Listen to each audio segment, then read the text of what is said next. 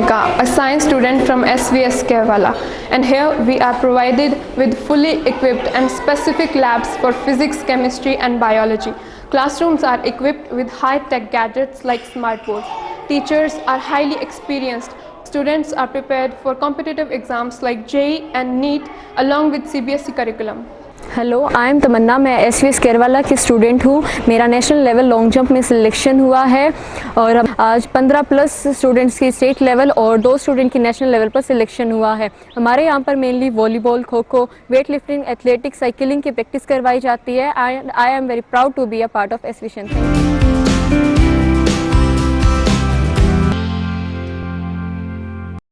नमस्कार, स्वागत आप सभी का के हरियाणा पे। इस वक्त तस्वीरें हम आपको कालांवाली की दिखा रहे हैं, जहां आपको बता दें कि कालांवाली से जो कांग्रेस समर्थित उम्मीदवार है महेश कुमार झोरडा, उनके पक्ष में प्रचार करने के लिए विधायक शिषपाल केरवाला जो है वो कालांवाली पहुंचे।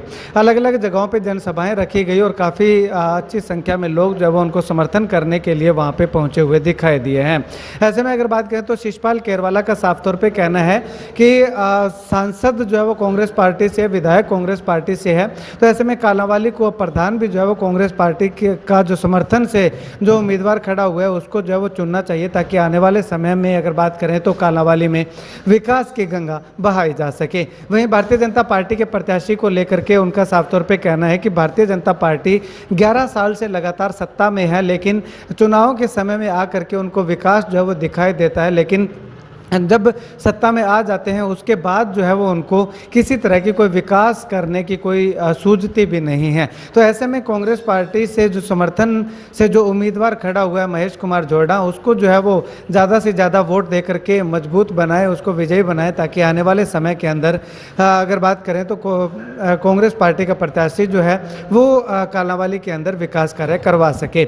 शिषपाल केरवाला ने जैसे ही जनसभा को संबोधित करना शुरू किया तो काफ़ी अच्छी संख्या में लोग जो है वो वहाँ पे उपस्थित होकर के महेश कुमार झोरडा को समर्थन करते हुए शिषपाल केरवाला की बातों को जो है वो ध्यानपूर्वक सुनते हुए दिखाई दिए हैं। ऐसे में शिषपाल केरवाला ने लोगों से क्या कुछ संबोधन और 15 में पहुंचे हैं, जनसभा को संबोधित किया है महेश झोरडा के लिए, क्या कहेंगे विधायक जी? यहाँ जो लोगों का प्यार है वो महेश जी के साथ है। मैंने जिस प्रकार से जब आया, जो लोगों का उत्साह देखा, तो उससे ये नज़र आया कि यहाँ के जो 15 नंबर वार्ड के लोग हैं, 14 नंबर वार्ड के लोग हैं, उन्होंने एकमत होकर ये निर्णय ले लिया कि जिस प्रकार से हमने एक तरफा हमारा एमसी बनाया है, उसी तरीके से एक तरफा वोट डाल के महेश जी को यहाँ से जिताएंगे।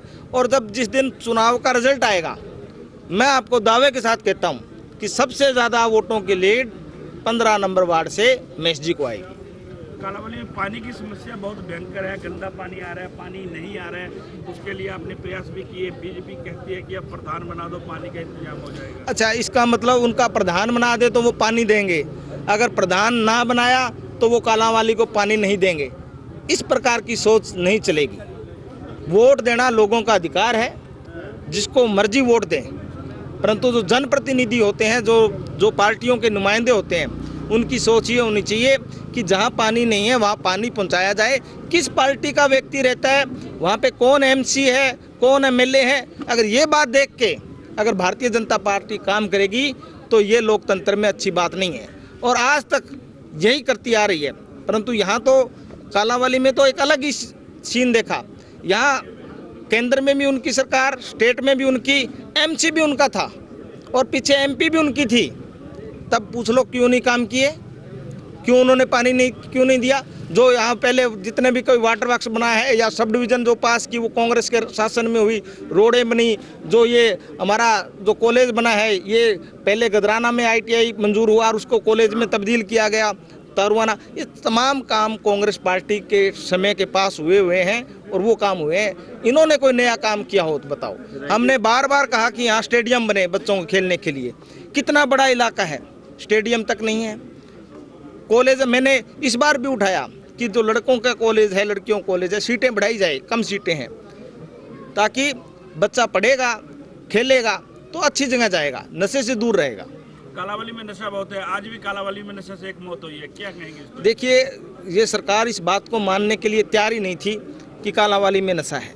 जब मैंने विधानसभा में इस मुद्दे को उठाया तो सरकार के मुख्यमंत्री से लेकर MLA हंसते थे कि भाई क्या हो गया ये कालांवाली वाले एमएलए को, इसके अलावा बात ही नहीं करता। हमने कहा ये हमारी पीड़ा है, हम जानते हैं कि हमारा नौजवान साथी भटक गया है क्योंकि पंजाब के साथ का इलाका है और कुछ असामाजिक तत्व यहाँ आके ऐसा काम करते हैं, इस पर रोक लगाई जाए। परंतु सरकार की तरफ से अभी तक कोई ठोस कदम नहीं उठाया गया। हम तो कहते हैं, देखिए ना तो कोई, मैं स्पष्ट बोलने वाला आदमी हूँ, ये नशा रोकने का काम है, कोई एमसी या चेयरमैन बन जाए उसके बस की बात नहीं है। जब तक मुख्यमंत्री फैसला नहीं लेगा कि भैया जो नशा के बड़े सौदागर हैं, जो बड़े मगरमच्छ हैं, जो करोड़ों का स्मगलिंग करते हैं, उनको पकड़ेंगे, तब तक वो नहीं पकड़े जाते, नशा बंद नहीं हो पाएगा।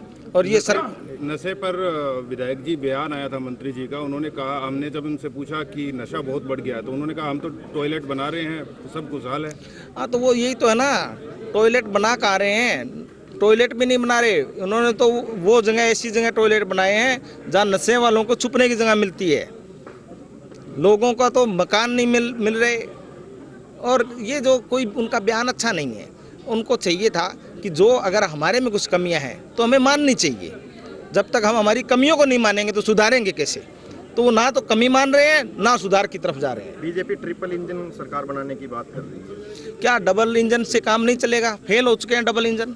और मैंने कहा कि ट्रिपल इंजन ही तो था, यहाँ तो 4 इंजन थे, एमपी भी उनका था, यहाँ चेयरमैन भी उनके थे, सब 4 इंजन थे, तब काम नहीं हुआ।